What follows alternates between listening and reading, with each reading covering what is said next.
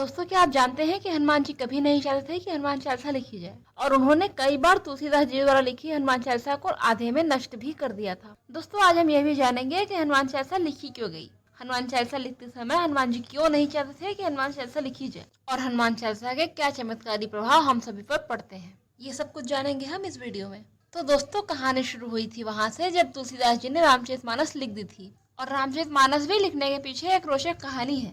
दरअसल भगवान शंकर ने तुलसीदास जी से कहा था कि रामचरितमानस की रचना एक ऐसी भाषा में की जाए जो जनमानस के लिए सुलभ हो, क्योंकि वाल्मीकि जी ने जो रामायण लिखी थी वो कठिन से कठिन संस्कृत भाषा के शब्दों में लिखी गई थी और तुलसीदास जी ने अपना कार्य बखूबी निभाया और रामायण को ही अवधी और मैथिली भाषा में रूपांतरित कर दिया और उसी रचना को रामचरितमानस कहा गया। लेकिन जब उन्होंने रामचरितमानस का कार्य पूरा कर दिया तो उनके मन में आया कि राम जी का तो चरित्र चित्रण कर दिया, लेकिन पूरे रामायण के महत्वपूर्ण चरित्र श्री हनुमान जी के बारे में ज्यादा नहीं लिख पाए।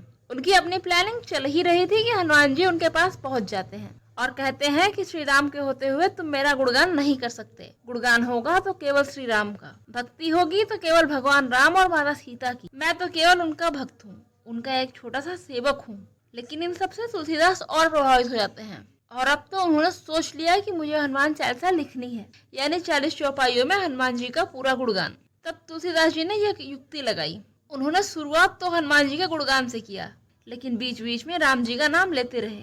जब जब भी हनुमान जी को लगता था कि उनका गुणगान हो रहा है, तभी दास जी राम जी का नाम ले लेते, जैसे रामदूत अतुलित बलधामा, राम काज करिबे को आतुर, रघुपति किन्नी बहुत बढ़ाई, राम दुआरे तुम रखवारे, और तो और राम रसायन तुम्हारे पास सदा रहो रघुपति के दासा, तुम्हारे भजन राम को पावे, जन्म जन्म के दुख विश्रावे। और अंत में राम लखन सीता सहित हृदय वशो शूरभूप कहकर हनुमान चालीसा को पूरा किया। और तो और हनुमान चालीसा जो भी पढ़ता है उसके मन से भय निकल जाता है। और अगर आपको ओवर थिंकिंग हो रही है या भविष्य का भय सता रहा है तो निश्चित ही आपको हनुमान चालीसा पढ़नी चाहिए, जिससे आपका भविष्य के प्रति भय समाप्त हो जाएगा और कॉन्फिडेंस लेवल भी बढ़ेगा। दोस्तों, अगर जानकारी पसंद है तो जय श्री राम जरूर लिखें और कमेंट बॉक्स में जरूर लिखें कि हनुमान चालीसा में राम जी का नाम कितनी बार आया है और वीडियो को लाइक और चैनल को सब्सक्राइब करना ना भूलें।